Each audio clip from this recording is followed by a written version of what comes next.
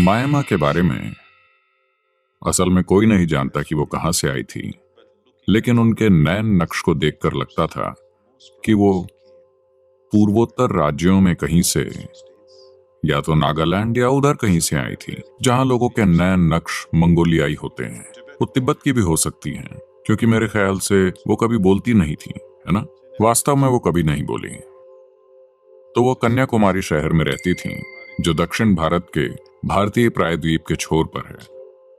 तो वो सड़कों पर भटकती रहीं, एक भिखारी की तरह हर कहीं घूमती रहीं, मगर एक अलग तरह के गर्व के साथ। वहां के सभी कुत्ते उनके आसपास जमा हो गए और उनके दोस्त बन गए। तो वहां कुत्तों का एक पूरा परिवार खड़ा हो गया। जब भी उन्हें खाने की कोई चीज मिलती, वो उन्हें खिलाती थी, भले वो खुद भूखी हों। तो वो इस हद तक चली गई थी, दक्षिण भारतीय होटलों में कुछ व्यंजन खरीदने के लिए नहीं होते हैं। मैं आपको बता रहा हूं, कुछ व्यंजनों को रेस्तरां के सामने एक कांच के शोकेस में प्रदर्शित किया जाता है, जैसे इडली। आमतौर पर इडली नहीं, वड़ा, कोई मिठाई और लड्डू। यह आमतौर पर किसी शुभ दिन, जैसे पूर्णिमा को किया जाता है। वो उस दिन का खास भोजन होता है। तो वो इस हद तक चली जाती थी कि उस खाने को झपट कर कुत्तों के आगे फेंक देती थी।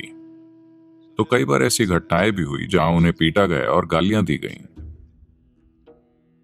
तो समाज उनसे कठोर व्यवहार कर रहा था, क्योंकि उन्हें बस एक गैर जिम्मेदार चोर की तरह देखा गया, किसी संत की तरह नहीं, क्योंकि किसी को उनमें संत जैसा कुछ नहीं दिखता था।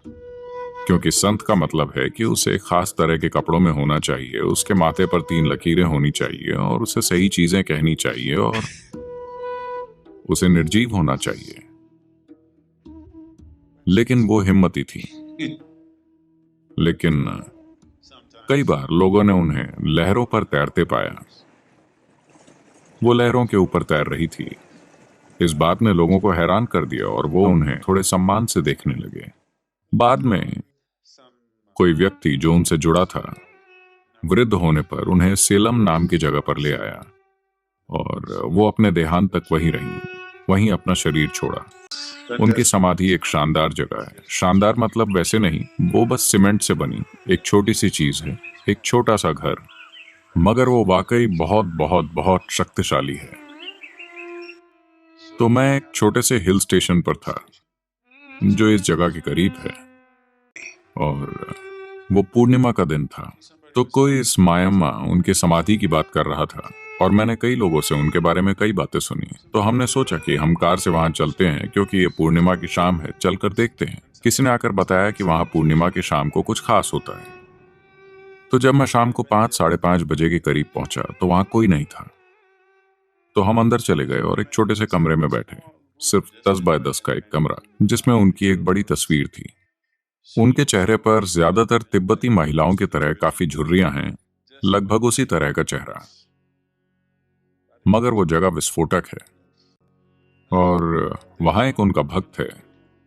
यह आदमी उस समय करीब 50 साल का रहा होगा। उसका चेहरा बिल्कुल मायम्मा की तरह हो गया है। यह आदमी तमिलनाडु का है। उसके नाक नक्श तिब्बती या नेपाली या नागालैंड के लोगों जैसे नहीं हो सकते। वो एक तमिल आदमी है, लेकिन उसका चेहरा लगभग उनके जैसा ही है। उसका चेहरा एकदम उनके चेहरे जैसा हो चुका है। भक्ति से ऐसा हो सकता है। भक्ति हमेशा सबसे तेज मार्ग है, क्योंकि जब आप किसी के प्रति अटूट भावना पैदा करते हैं, तो आपके अंदर हर चीज एक दिशा में केंद्रित हो जाती है। बस आपकी भावना नहीं, आपका मन भी पूरी तरह उस पर चला जाता है। आपका भौतिक शरीर भी उसकी ओर मुड़ जाता है, आपकी ऊर्जा भी उसकी ओर मुड़ जाती है। और इसने उसके चेहरे को बिल्कुल उनके चेहरे में बदल दिया। उनके लिए उसका प्यार ऐसा था, और मैंने सोचा कि ये एक अद्भुत आदमी है।